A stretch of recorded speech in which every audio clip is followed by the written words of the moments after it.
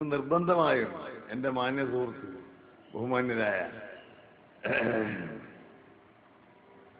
പൊന്മള അബ്ദുൽ ഖാദർ മുസ്ലിയാർ ഒരിക്കലും എനിക്ക് അദ്ദേഹത്തിൻ്റെ ആവശ്യവും ഒരിക്കലും അവഗണിക്കാൻ സാധ്യമല്ല.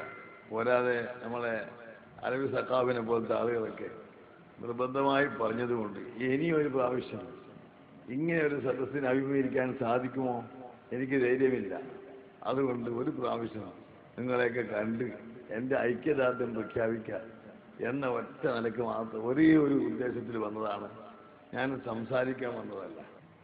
ഈ കേരളത്തിൽ അന്ന് മുതൽ ഇന്ന് വരെ ഇസ്ലാം മതം നിലനിന്ന് പോകുന്നത് അൽ ഇൽമു ഹയാത്തുൽ ഇസ്ലാം. എന്തൊരു വാക്യമാണ്! വിദ്യാഭ്യാസത്തെ സംബന്ധിച്ച് ഒരു പ്രസ്ഥാനത്തിൽ ആ വിദ്യാഭ്യാസത്തിന് ഇത്ര പ്രാമുഖ്യം നൽകിയ ഒരു പ്രസ്താവന അള്ളാഹുവിന്റെ റസൂല് ജനിക്കുന്നത് വരെ വരുന്നത് വരെ ഒരു നേതാവും പറഞ്ഞിട്ടില്ല. ഇനി ഖിയാമത്ത് നാൾ വരെ ആർക്കും പറയാനും കഴിയില്ല. അൽ ഇൽമു ഹയാത്തുൽ ഇസ്ലാം. ഇൽമ് ഇസ്ലാമിന്റെ ഹയാത്താണ്. വളരെ ലളിതമായ ഒരു ഉദാഹരണത്തിൽ കൂടി അത് ഞാൻ മനസ്സിലാക്കി തരാം.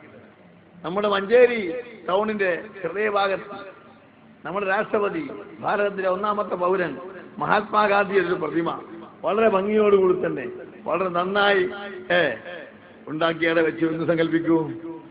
അതിനടുത്ത് ഈ നാട്ടിലെ ഒരു ലോക്കൽ പൗരന്റെ ഒരു 6 വയസ്സോ 7 വയസ്സോ ഉള്ള കുട്ടി അവിടെ നിൽക്കുന്ന കൂട്ടും. കാക്ക വന്നാൽ എവിടെയായിരിക്കുക? മഹാത്മാഗാന്ധിന്റെ തലമുറയിരിക്കുക. ആരുടെ തലമുറ ഇരിക്കൂല? ഈ 6 വയസ്സുള്ള കുട്ടിന്റെ തലമുറ ഇരിക്കൂല. എന്താ ഫർക്ക്? മൽ ഫർക്ക് ബൈനഹുമ അൽ ഹയാ, ജീവന. ഈ കുട്ടിക്ക് ഹയാത്തുണ്ട്. ഹയാത്തുള്ളതിനെ പ്രതിരോധിക്കാൻ ശക്തി ഉണ്ടാവുള്ളൂ. ഹയാത്തുള്ളതിന് ഇല്ലാത്തതിന് പ്രതിരോധ ശക്തിയില്ല എന്നതുപോലെയാണെന്ന് നമുക്ക് മനസ്സിലാക്കി തരാൻ അറിവുള്ളവർക്കിനെ പിഴപ്പിക്കാൻ ലോകത്തിൽ ആർക്കും സാധ്യമല്ല. അത്രയും മഹത്തായ അറിവ്, അതിൻ്റെ എല്ലാ അഗാധതയിലും കേരളത്തിന്റെ അറിവും മറ്ററിവും തമ്മിൽ വ്യത്യാസമുണ്ട്. അറബ് നാട്ടിലൊക്കെ പോയ വഴി മൊയ്ലാമാരുണ്ടെന്ന് പറയും. കിതാബുല്ലാഹി സുന്നത്ത് റസൂലിയ. എന്ത് കിതാബുല്ലാഹി സുന്നത്ത് റസൂൽ? അറിവ് എന്ന് പറയുന്ന കാര്യം ആ മഹത്തായ ഇസ്ലാമിന്റെ ജീവനാഡിയോടുകൂടി തന്നെ അന്ന് മുതൽ ഇന്ന് വരെ നിലനിന്നു പോകുന്ന സ്റ്റേറ്റ് കേരളമാണ്. എത്രയെത്ര പള്ളി ദർസകളാണ് മലപ്പുറം ജില്ലയിൽ! എത്ര പള്ളി ദർസകളാണ്! ഞാനിപ്പോൾ ആഗ്രഹിക്കുകയാണ്, സന്തോഷിക്കുകയാണ്. നമ്മുടെ മുഹമ്മദ് ഹാജി അന്നൊരു പറമ്പും കുറച്ച് ഒരു എടുപ്പുകെല്ലാം കൊടുത്തത്. ഇന്ന് എന്ത് പ്രകാശമായും അദ്ദേഹം ഇവിടെ ഉണ്ടോ? അയാൾക്ക് എത്ര ആവേശത്തോടെ, അൽഹംദുലില്ലാഹ്, അയാൾക്ക് എത്ര ആവേശത്തോടെ, എന്തുമാത്രം മനസ്സംതൃപ്തിയോടുകൂടി അയാൾക്ക് ഇതിനെ കാണാൻ സാധിക്കും.